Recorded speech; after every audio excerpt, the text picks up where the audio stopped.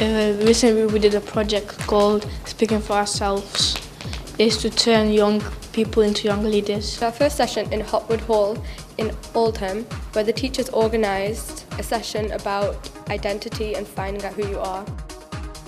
My presentation today was about the Neolithic and Mesolithic periods of the past for the British Isles, and what I hoped that as students, everybody together got out of the session was they understood that identity is fluid and it's not fixed to the landscape. For all three educators, it's a little bit scary because we've planned today, and then from the end of today, you, the pupils, the people in the group, are going to drive what we're doing in each school.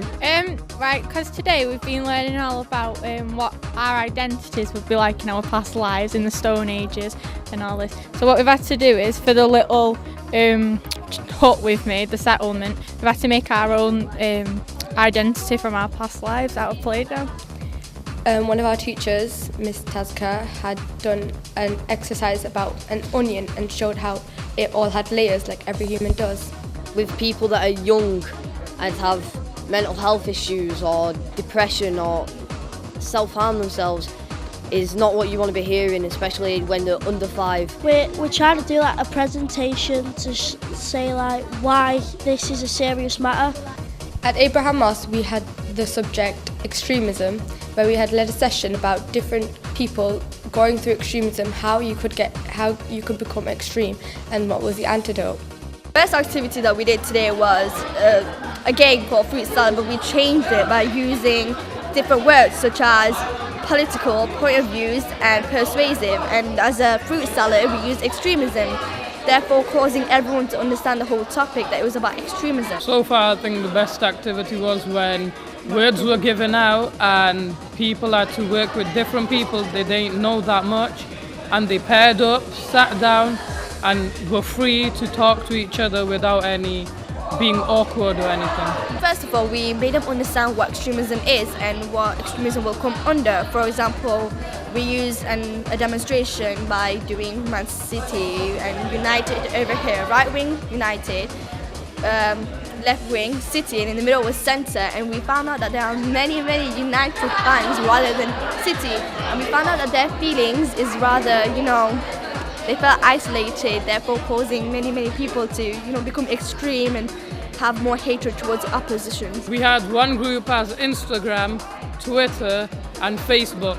We separated them and then gave them a few minutes to discuss why the sites could lead to extremism, such as photos and friends, why they could leave a bad impression on you and make you do stuff that you shouldn't really do. We basically therefore asked people what extremism is about, and we found out that they understood a lot, and they now know that there isn't only just typical controversial issue groups called like ISIS, there are other groups like EDL and KKK.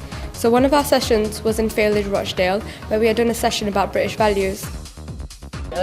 So basically what we're doing is we're going to put into order of what's the most important, like say British values, what do we think the most is important. So being a Diamond 9, at the top is the most important and at the bottom is the least important. And we've got some here and we're going to make up some of our own, what we think is really important to us. We're going to come now to our big task, and this is timed now. This is where you're going to have to work as a team. You're going to produce a departmental manifesto. We had all been a character as a teacher, and we'd all have to label about what we knew about British values: honesty, respect and trust. So we're just doing our manifesto task, and we're each getting one of these tasks, 1, 2, 3, 4 till 7. So we're each doing it independently so we can be good with our time. It's all about values, but values in the department. So not just like British values, just like MFL values, what we would do in the subjects. As a group, if we didn't know how to communicate with each other, then we didn't know how to unscramble the knot. But we worked with each other and we unscrambled it. And for student voice, we want everyone to speak. We want to speak for ourselves. The final meeting was at St Ambrose Barlow in Salford. This task, we're making an art installation on homelessness. It's basically, an installation is a 3D piece of art. Here we're making a street and then buildings to show like a city.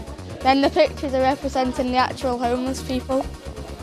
We're doing an outline of a homeless person, and we're going to be using words and emotions of what they're thinking and feeling, and we're putting them inside of the body, because that's what's going around them. And then on the outside we're putting pictures, which is the actual reality of homelessness. So inside is what they're thinking and feeling, on the outside is what actually goes towards the feeling, to make them feel how they actually do feel. In our group, what we decided to do is, because we've got to make an installation to represent what we think homelessness is, we've made a street, and on the floor of the street we've got pictures and words all about homelessness. On either side of the street we've got loads of different factories and buildings. The project helped us to collaborate with other people from other backgrounds, and showed us that we're from different backgrounds but we still have the same problems.